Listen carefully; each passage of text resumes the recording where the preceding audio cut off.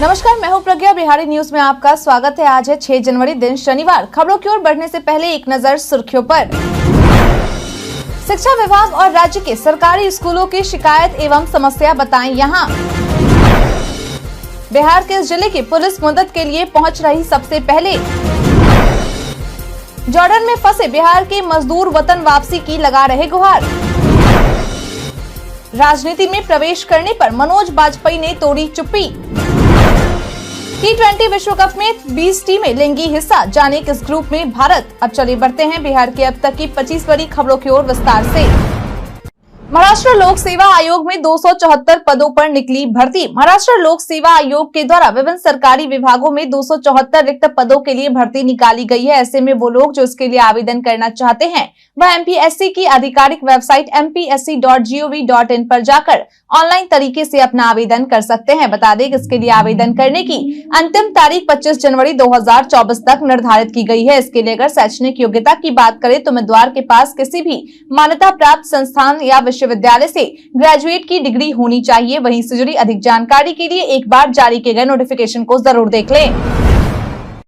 शिक्षा विभाग और राज्य के सरकारी स्कूलों की शिकायत एवं समस्या बताएं यहां। कई बार ऐसा होता है कि हमारे आसपास के स्कूलों में जिसका संचालन बिहार सरकार के द्वारा किया जा रहा है, यानी कि सरकारी स्कूलों में कई क्रियाकलाप ऐसे होते हैं जिनसे बच्चों को परेशानी होती है या उनके लिए सही नहीं होता, जिसकी शिकायत आप करना चाहते हैं पर आपको यह मालूम नहीं होता कि इसकी शिकायत कैसे करें, तो आप उस मामले को ऐसे ही जाने देते हैं। तो बता दें कि बिहार सरकार के शिक्षा विभाग के द्वारा IPRD बिहार के तहत एक पोस्ट शेयर कर यह जानकारी दी गई है कि अगर आपको शिक्षा विभाग और राज्य के सरकारी स्कूलों से जुड़ी किसी प्रकार की शिकायत एवं समस्या हो तो आप कॉल कर इसकी जानकारी दे सकते हैं। बता दें कि आप टोल फ्री नंबर 14417 एवं 1800345441 पर कॉल कर अपनी शिकायत या समस्या बता सकते हैं। इसके बाद निर्धारित समय में आपकी समस्या का समाधान हो जाएगा।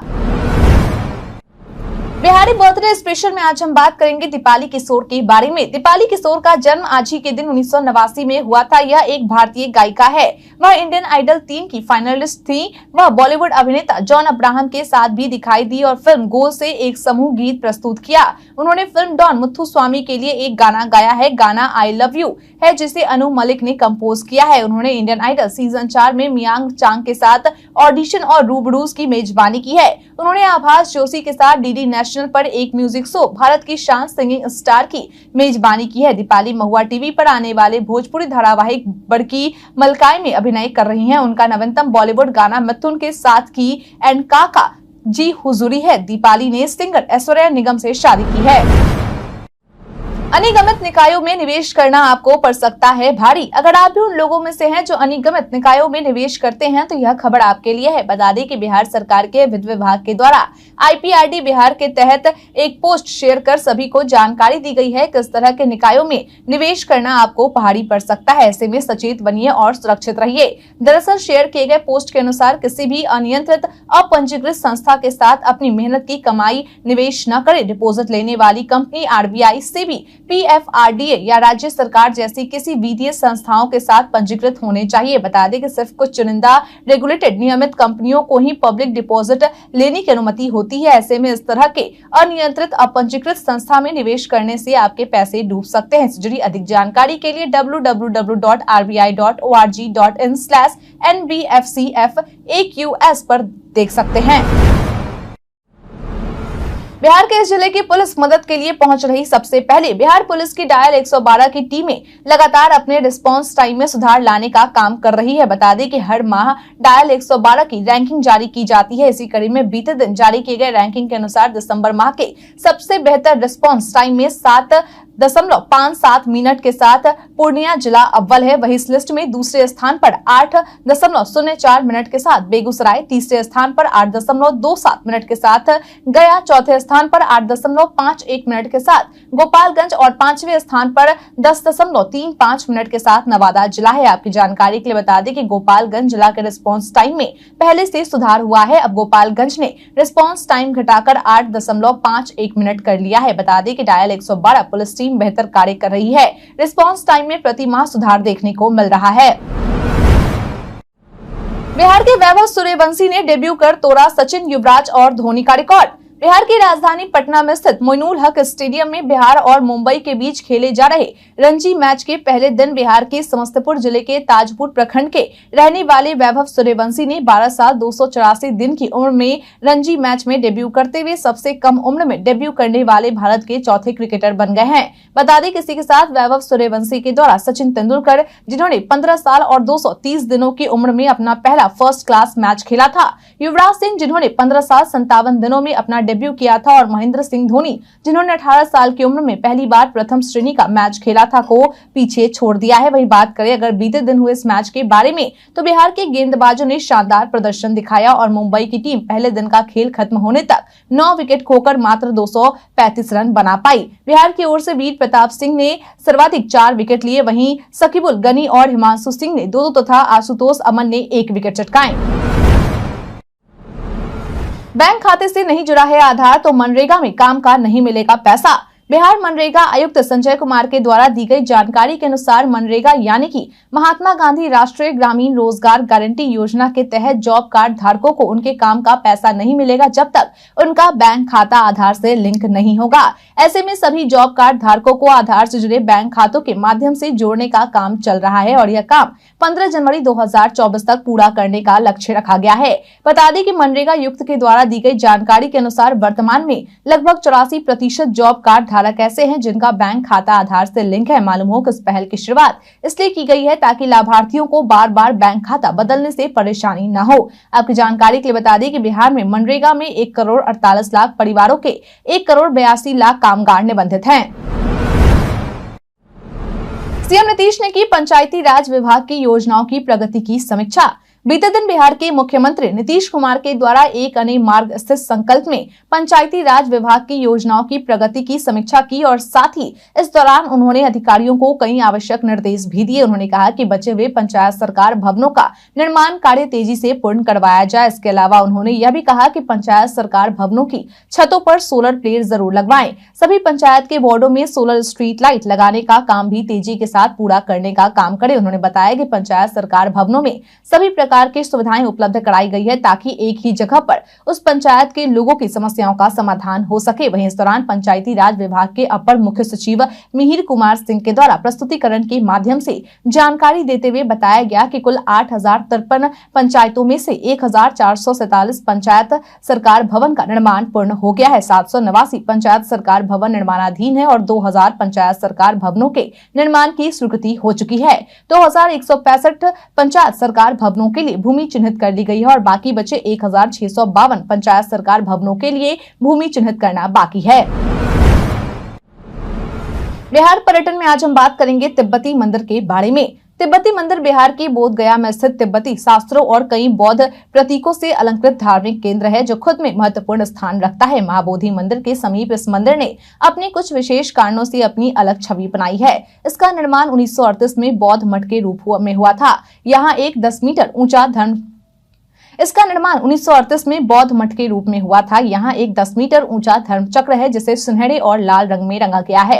यह लगभग 200 टन का धर्म चक्र है। लोगों की ऐसी आस्था है कि इस चक्र को बाएं से दाएं 3 बार घुमाने से उसके द्वारा किए गए सभी पापों से मुक्ति मिल जाती है। तिब्बती मंदिर का माहौल काफी शांत है और यहाँ पर लोग साधना भी करते हैं। यह बौद्ध धर्म के लोगों के धार्मिक स्थलों में से एक है क्योंकि यहाँ मैत्रेयी बुद्ध की छवि है जिन्हें वहाँ के भिक्षु भगवान बुद्ध के भविष्य का अवतार बताते हैं। इसके अलावा छोटे छोटे कई भगवान बुद्ध की मूर्तियां हैं। यहाँ भगवान बुद्ध के उपदेश के तीनों सूत पिटक, विनय पिटक व अभिधम पिटक का संकलन है। इसके अलावा भारतीय विद्वानों द्वारा इन पर लिखी गई टीका भी यहाँ उपलब्ध है।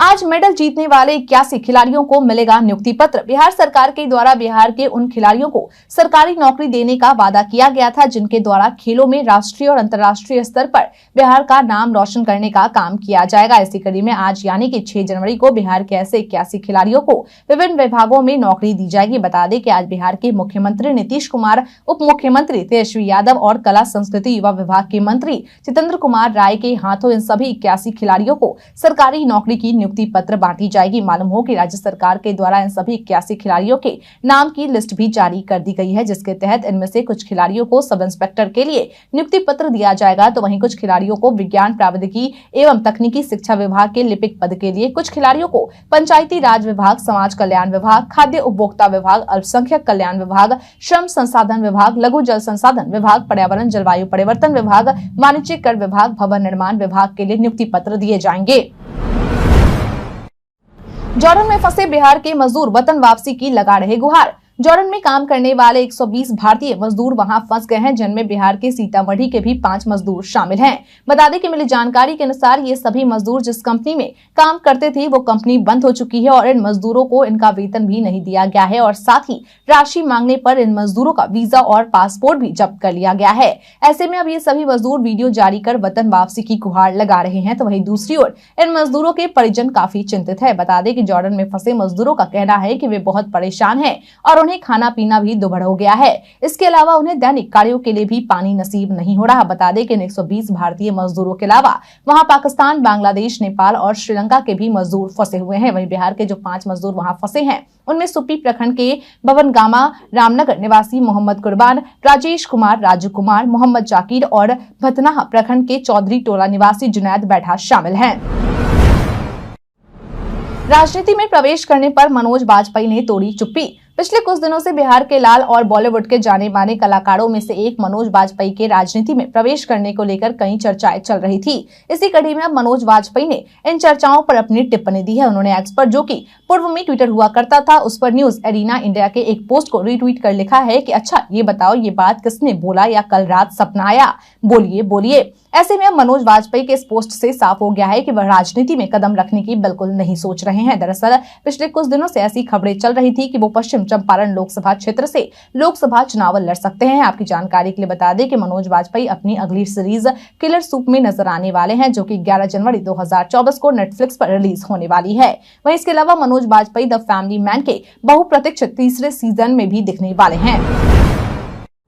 नियुक्ति के कुछ दिन बाद ही बीपीएससी शिक्षक होने लगे सस्पेंड। बिहार में एक तरफ बीपीएससी के माध्यम से शिक्षकों को नौकरी मिल रही, तो वहीं थोड़ी सी लापरवाही पर इन शिक्षकों के खिलाफ निलंबन और बर्खास्तगी जैसी कार्रवाई भी हो रही है। बता दें कि इसी कड़ी में सीतामढ़ी जिले के रीगा प्रखंड के सिरौली उच्च माध्यमिक विद्यालय के इतिहास विषय के जयमंगल सिंह और बोखड़ा अंचल के कुरहर माध्यमिक उच्च विद्यालय की अध्यापिका सुमन कुमारी को नोटिस जारी करते हुए निलंबित कर दिया गया है। दरअसल जयमंगल सिंह के द्वारा बीपीएससी शिक्षक के रूप में अपना योगदान 17 नवम्बर को दिया गया था, जिसके बाद 26 दिसंबर को SC/ST थाना की पुलिस के द्वारा एक पुराने मामले में उनकी गिरफ्तारी कर ली गई, जिसके बाद जिला शिक्षा पदाधिकारी के द्वारा जयमंगल सिंह को निलंबित कर दिया गया। वहीं दूसरी ओर सुमन कुमारी के द्वारा बीपीएससी शिक्षिका के रूप में 17 नवंबर को योगदान दिया गया था और फिर 28 नवंबर से 1 दिसंबर तक अवकाश ली गई थी। इसको लेकर उन्होंने आवेदन दे दिया था, पर बिना सक्षम पदाधिकारी के स्वीकृत कराए हुए। इस संबंध में विभाग के द्वारा सुमन कुमारी से स्पष्टीकरण मांगा गया, लेकिन जवाब नहीं दिए जाने पर अध्यापिका के इस आचरण को कर्तव्य के प्रति लापरवाही माना गया और निलंबित कर दिया गया। नेशनल हॉर्स राइडिंग चैंपियनशिप में बिहार के युवक ने जीता गोल्ड। बेंगलुरु में आयोजित नेशनल हॉर्स राइडिंग चैंपियनशिप में बिहार के गया जिले के इमामगंज प्रखंड क्षेत्र से आने वाले अंकित यादव के द्वारा देश भर से आए 100 घुड़सवारों को पीछे छोड़ते हुए गोल्ड मेडल अपने नाम करते हुए पूरे राज्य का नाम रोशन करने का काम किया गया है। बता दें कि अंकित यादव को बचपन से ही घुड़सवारी का शौक था, लेकिन गया तथा आसपास के जिलों में कोई प्रशिक्षण केंद्र न होने की वजह से उन्हें प्रशिक्षण लेने के लिए रांची जाना पड़ा, जहाँ उन्होंने पढ़ाई के साथ साथ घुड़सवारी भी सीखी। नेशनल टीम के लिए अंकित यादव का चयन अगस्त 2023 में हुआ था, जिसके बाद उन्हें तैयारी के लिए 5 महीने का समय मिला, जिसमें उन्होंने तैयारी कर अपने नाम गोल्ड मेडल किया और पूरे राज्य का नाम रोशन किया। बिहार के मौसम में हो रहा बदलाव। पश्चिमी विक्षोभ एक चक्रवाती परिसंचरण के रूप में उत्तरी हरियाणा व इसके आसपास बना हुआ है। इसके प्रभाव से बिहार में पटना सहित 14 शहरों के 1 या 2 स्थानों पर हल्की वर्षा का पूर्वानुमान है। वहीं राज्य के कुछ जिलों में घना कोहरे को लेकर येलो अलर्ट जारी किया गया है। बताया दें कि पटना सहित आसपास के इलाकों में मध्यम दर्जे का कोहरा छाया हुआ है। बता दें कि IMD बिहार के द्वारा जारी किए गए पूर्वानुमान के अनुसार आज यानी कि 6 जनवरी को राज्य के उत्तर, दक्षिण पश्चिम और दक्षिण मध्य भागों के 1 या 2 स्थानों में घना कोहरा छाए रहने की संभावना जताई गई है। बता दें कि इन क्षेत्रों को लेकर IMD बिहार के द्वारा येलो अलर्ट जारी किया गया है। वहीं इसके अलावा राज्य के शेष भाग में सुबह के समय हल्के से मध्यम स्तर का कुहासा छाए रहने की संभावना जताई गई है और इन क्षेत्रों को लेकर ग्रीन अलर्ट जारी किया गया है। मालूम हो कि IMD बिहार के द्वारा जारी किए गए पूर्वानुमान के अनुसार ऐसी स्थिति राज्य में 7 जनवरी यानी कि कल तक बने रहने की संभावना जताई गई है। आपकी अदालत में बॉलीवुड एक्टर पंकज त्रिपाठी बिहार के लाल और बॉलीवुड के जाने माने अभिनेता में से एक जो अपने अभिनय से किसी भी रोल में जान फूंक देते हैं। पंकज त्रिपाठी आज यानी कि शनिवार की रात 10 बजे इंडिया टीवी के चेयरमैन एवं editor in chief Rajat Sharma के सवालों का सामना करने के लिए लोकप्रिय शो आपकी अदालत के कटघरे में आने वाले हैं। मालूम हो कि कोरोना के कारण 2 साल तक आपकी अदालत के नए एपिसोड शूट नहीं हुए थे, जिस वजह से पुराने एपिसोड ही प्रसारित किए जा रहे थे। लेकिन अब एक बार फिर से इस शो की शुरुआत हो चुकी है, जिसमें पहले गेस्ट के तौर पर देश के जाने माने उद्योगपति गौतम अडानी पहुंचे थे। बता दें कि आपकी अदालत में अब तक करीब 200 जानी मानी हस्तियां अपनी मौजूदगी दर्ज करा चुकी है। वहीं इसके 1100 से ज्यादा एपिसोड आ चुके हैं।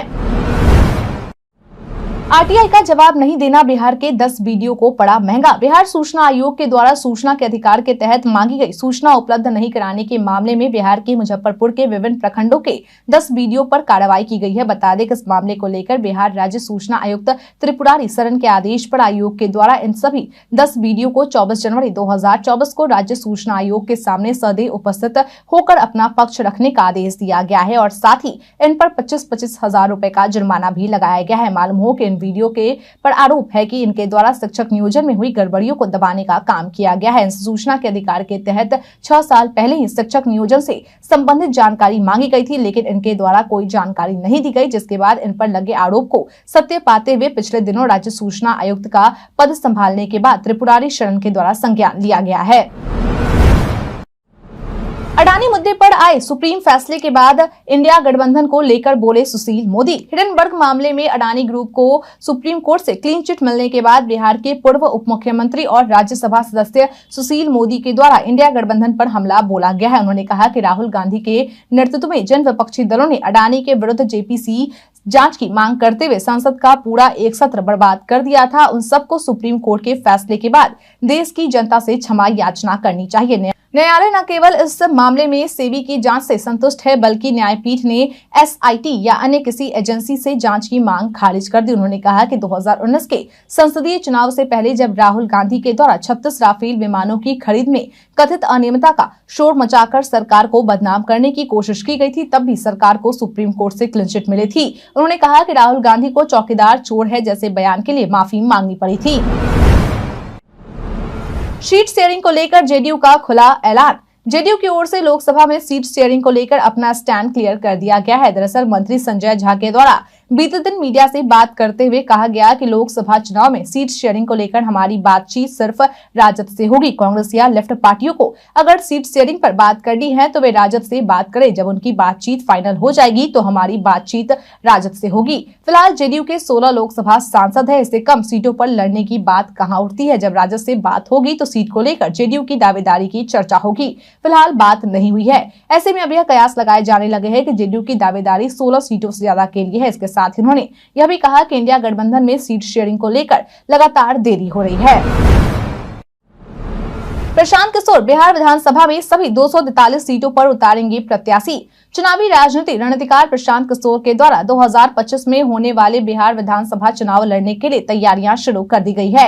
बता दें कि जनसुराज के प्रवक्ता संजय ठाकुर के द्वारा ऐलान कर दिया गया है कि बिहार चुनाव में सभी 243 सीटों पर उम्मीदवार उतारे जाएंगे। ऐसे में अब यह कयास लगाए जाने लगे हैं कि प्रशांत किशोर के द्वारा जल्द ही अपनी जनसुराज अभियान को राजनीतिक दल में गठित किया जा सकता है। मालूम हो कि प्रशांत किशोर अभी पूरे बिहार में जनसुराज पद यात्रा निकाल रहे हैं। उनकी यात्रा पिछले साल अक्टूबर में शुरू हुई थी। इस यात्रा के तहत प्रशांत किशोर गांव-गांव जाकर लोगों से मिल रहे हैं और उन्हें जागरूक करने का काम कर रहे हैं। T20 विश्व कप में 20 टीमें लेंगी हिस्सा, जाने किस ग्रुप में भारत। इस साल 4 जून से 30 जून तक T20 विश्व कप वेस्टइंडीज और अमेरिका की धरती पर खेला जाने वाला है, जिसमें कुल 20 टीमें हिस्सा लेंगी। बता दें कि बीते दिन आईसीसी के द्वारा इन 20 टीमों को 4 अलग-अलग ग्रुप्स में बांटा गया है, जिसमें से प्रत्येक ग्रुप में 5-5 टीमें शामिल है। वहीं ग्रुप में से ग्रुप ए में जिस 5 टीम को रखा गया है उसमें भारत, पाकिस्तान, आयरलैंड, कनाडा और यूएसए है। वहीं ग्रुप बी में इंग्लैंड, ऑस्ट्रेलिया, नामीबिया, स्कॉटलैंड और ओमान है। ग्रुप सी में न्यूजीलैंड, अफगानिस्तान, वेस्टइंडीज, युगांडा और पीएनजी है। वहीं ग्रुप डी में South Africa, Bangladesh, Netherlands, Sri Lanka और नेपाल है। आपकी जानकारी के लिए बता दें कि 2 सेमीफाइनल, 1 फाइनल और 52 ग्रुप स्टेज मैच मिलाकर टूर्नामेंट में 27 दिन के अंदर कुल 55 मैच खेले जाएंगे। भारत के इतिहास में आज की तारीख है कई कारणों से दर्ज। मदर टेरेसा भारत में रोगियों और गरीब लोगों की सेवा करने के लिए 1929 में कोलकाता आई। अखिल भारतीय कांग्रेस कमेटी ने भारत का विभाजन का 1947 में स्वीकार किया। भारतीय राष्ट्रीय कांग्रेस का 1983 में पहली बार आंध्र प्रदेश और कर्नाटक विधानसभा चुनावों में हार का सामना करना पड़ा। इंदिरा गांधी की हत्या के दोनों दोषियों सतवंत सिंह और केहर सिंह को 1989 में फांसी दी गई।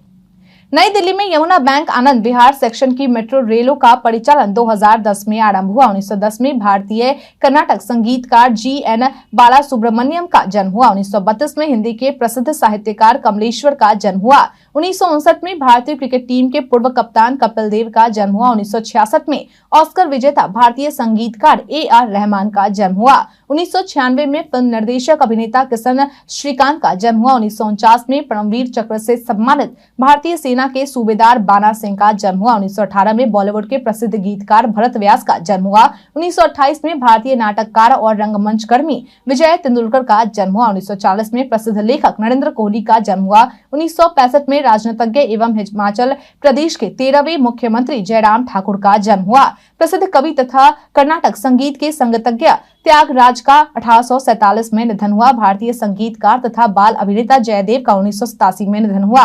प्रसिद्ध भारतीय चिकित्सक प्रमोद करण सेठी का 2008 में निधन हुआ। हिंदी फिल्मों के प्रसिद्ध अभिनेता ओम पुरी का 2017 में निधन हुआ। जम्मू कश्मीर के पूर्व मुख्यमंत्री GM शाह का 2009 में निधन हुआ। भारत में आज हम बात करेंगे पैन कार्ड अपडेट के बारे में। सोशल मीडिया पर कई सूचनाएं वायरल होती है, लेकिन सभी सच हो ये जरूरी नहीं है। इसी कड़ी में आज हम बात करेंगे पैन कार्ड अपडेट के बारे में। दरअसल PIB ने अपने एक ट्वीट में लिखा है कि एक फर्जी संदेश जो प्रतिरूपण कर रहा है कि द ऑफिशियल SBI दावा कर रहा है कि यदि प्राप्तकर्ता का पैन कार्ड अपडेट नहीं है तो उसका SBL योनो AC ब्लॉक कर दिया जाएगा। PIB ने ट्वीट में आगे लिखा है कि कभी भी अपनी बैंकिंग विवरण साझा करने के लिए पूछे जाने वाले ईमेल SMS का जवाब न दे। ऐसे संदेशों की तुरंत रिपोर्ट करे phishing@sbi.co.in पर। फेसबुक में आया नया लिंक हिस्ट्री फीचर। मेटा अपने फेसबुक यूजर्स के अनुभव को दिन प्रतिदिन बेहतर करने के लिए नए फीचर्स को पेश करता रहता है। इसी कड़ी में अब फेसबुक ने अपने यूजर्स के लिए एक और नया फीचर पेश किया है, जिसका नाम लिंक हिस्ट्री है। इस फीचर को खास तौर पर मोबाइल ऐप के लिए लाया गया है। मेटा ने फेसबुक प्लेटफॉर्म के लिए अपने इस फीचर को एंड्रॉइड और iOS दोनों मोबाइल ऐप के लिए पेश किया है। यह फीचर उन वेबसाइट पर नजर रखेगा जिन्हें आपने अपने फेसबुक अकाउंट के जरिए पिछले 30 दिनों में देखा होगा। फेसबुक सपोर्ट पेज के अनुसार एंड्रॉइड और iOS दोनों मोबाइल ऐप के लिए इस नए फीचर को ग्लोबली पेश किया गया है और इसे रोल आउट करना भी शुरू कर दिया गया है। इसका मतलब है कि यूजर्स इस फीचर का इस्तेमाल भी करने लगे हैं। फेसबुक के इस नए फीचर को अगर आप इनेबल करेंगे तो उसके बाद आपसे अपने फेसबुक अकाउंट पर जिस भी वेबसाइट को खोलेंगे, सर्च करेंगे या देखेंगे तो उसकी पूरी हिस्ट्री फेसबुक में सेव हो जाएगी। फेसबुक का यह नया लिंक हिस्ट्री फीचर पिछले 30 दिनों में देखी गई सभी वेबसाइट की लिस्ट को सेव करके रखेगा। शेयर बाजार तेजी के साथ हुआ बंद। बीते दिन यानी कि शुक्रवार कारोबारी सप्ताह के आखिरी दिन शेयर बाजार तेजी के साथ बंद हुआ। बता दें कि बीते दिन BSE सेंसेक्स 72,000 के आंकड़े के ऊपर 178 अंकों के उछाल के साथ 72,026 अंकों पर बंद हुआ। तो वहीं नेशनल स्टॉक एक्सचेंज यानी कि NSE का निफ्टी 52 अंकों के उछाल के साथ 21,170 अंकों पर बंद हुआ। ऐसे में बता दें कि बीते दिन जो शेयर तेजी के साथ बंद हुए उनमें Larsen and Toubro, Tata consultancy services, Infosys, HCL tech, Hindustan Unilever और एक्सिस बैंक के शेयर शामिल रहे। वहीं जो शेयर गिरावट के साथ बंद हुए उनमें Nestle India, Kotak Mahindra bank, Asian paints और JSW स्टील के शेयर शामिल है। मालूम हो कि बीते दिन BSE में लिस्टेड कंपनियों का मार्केट कैप करीब 99,000 करोड़ रुपए बढ़ा है। हम प्रतिदिन आपसे 5 ऐसे जरूरी सवाल और उसके जवाब बताएंगे जो कि BPSC, बिहार पुलिस दरोगा समेत SSC जैसे अन्य प्रतियोगी परीक्षाओं में काम आएंगे। सवाल इतिहास, बिहार स्पेशल, विज्ञान, करंट अफेयर्स और भूगोल से रहेंगे। पूछे गए 5 सवाल में आपने कितना सही उत्तर दिया यह हमें कमेंट करके जरूर बताएं। हमारा पहला सवाल है, हाल ही में कौन ब्रिक्स समूह का पूर्ण सदस्य बना है? Option A Saudi Arab, option B Bharat, option C America, option D चीन।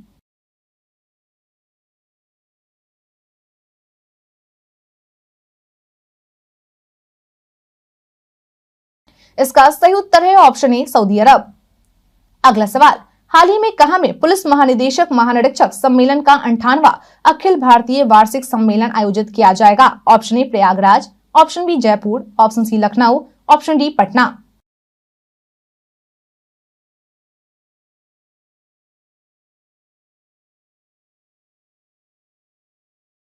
इसका सही उत्तर है ऑप्शन बी जयपुर। अगला सवाल, हाल ही में किस राज्य में सामूहिक सूर्य नमस्कार का गिनीज वर्ल्ड रिकॉर्ड बनाया गया है? Option A Surat, option B Puri, option C Gujarat, option D Konark.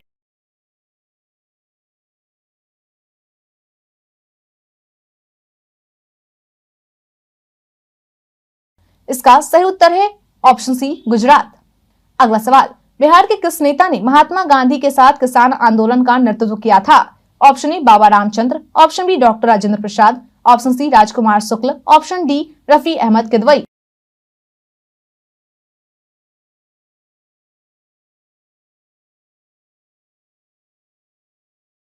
इसका सही उत्तर है ऑप्शन सी राजकुमार शुक्ल। अगला सवाल, बिहार प्रांत में राजनीतिक बंदी दिवस कब मनाया गया? Option A 30 March 1938, option B 30 March 1939, option C 30 जनवरी 1938, ऑप्शन डी इनमें से कोई नहीं।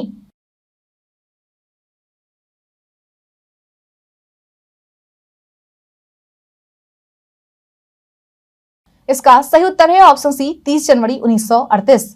बीते दिन हमारे द्वारा पूछे सवाल का आप लोगों में से बहुत लोगों ने अपना जवाब हमें हमारे कमेंट सेक्शन बॉक्स में लिख कर दिया था। जिन्होंने हमारे द्वारा पूछे सवाल का जवाब दिया है उनके नाम है मोहम्मद इरफान, राजकिशोर महतो, उमेश सिसदेव, प्रिया, रवि कुमार राज, रामनवी मांझी, राजीव कुमार, शोवानंद ठाकुर, विवेक मिश्रा, सदुल्लाह पलवी, मंटू कुमार, नैन प्रकाश यादव, अनवर करीम खान, रजनीश कुमार, प्रहलाद कुमार। इसके साथ ही बढ़ते हैं आज के सवाल की और आज का सवाल है, फिल्मी कलाकारों का राजनीति में आना आपके अनुसार सही है या गलत? अपना जवाब हमें हमारे कमेंट सेक्शन में लिखकर जरूर बताएं। आज के लिए इतना ही। बिहार के तमाम खबरों के साथ बने रहने के लिए देखते रहें बिहारी न्यूज। और साथ ही अगर आप यूट्यूब से देख रहे हैं चैनल को सब्सक्राइब करना और अगर आप फेसबुक से देख रहे हैं पेज को फॉलो करना ना भूलें। धन्यवाद।